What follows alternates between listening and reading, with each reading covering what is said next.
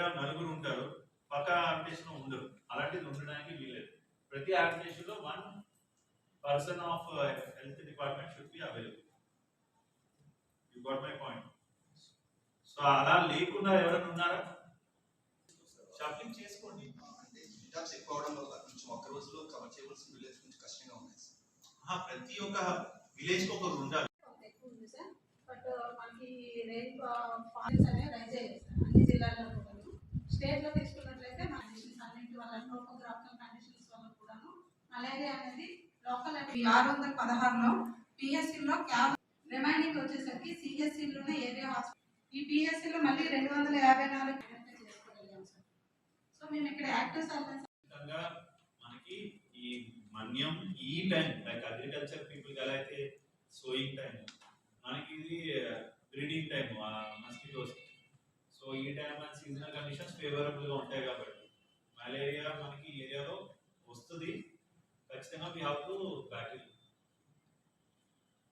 So ఇది అందుకే I just want to give the importance. అందుకే I came to this 60 seconds light.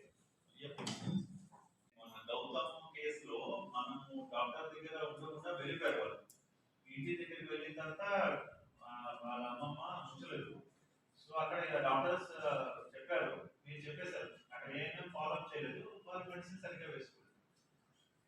లేదు sir, ఆస్ట్రాలజీతో follow up చేస్తున్నాం sir. అది కూడా స్టేబుల్ కేసు అక్కడ ట్రీట్ చేస్తున్నాం సార్. ఏమన్నా కాంప్లికేటెడ్ మలేరియా ఉంటే కనుక అది పిఎస్సికి ఇచ్చి అక్కడ ట్రీట్మెంట్ అనేది కోసం స్టార్ట్ చేస్తాం. లైక్ మీరు క్లోరోక్విన్, ప్రైమాక్విన్ ఏదో ఇస్తున్నారు కదా, ఇక్కడ కొన్ని కేసెస్ కి అది ప్రాపర్ గా వాళ్ళు రెస్పాండ్ అవుతున్నారా లేదా, రికవర్ అవుతున్నారా లేదా అనేది పారామీటర్స్ చూస్తారా? అంటే యాక్చువల్గా ఎంపీహెచ్ఎస్ మేల్ అని ఒకటి ఉంటుంది సార్ ప్రతి పిఎస్సిలో.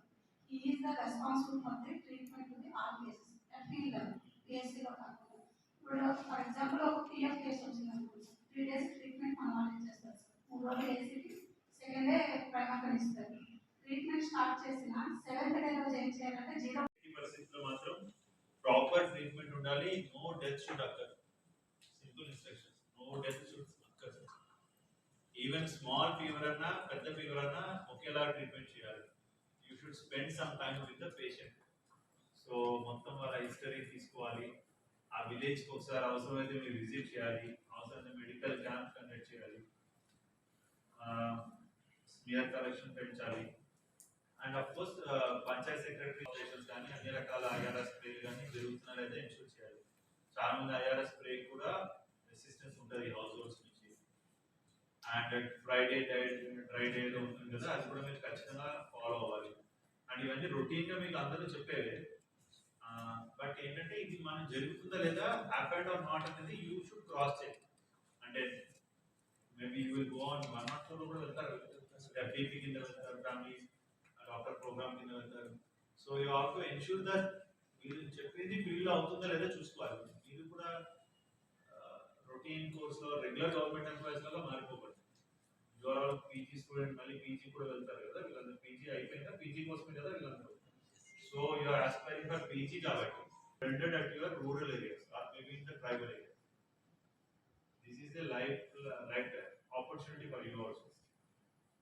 So me time lo baga jarigindani anukovali, ante quit from the job.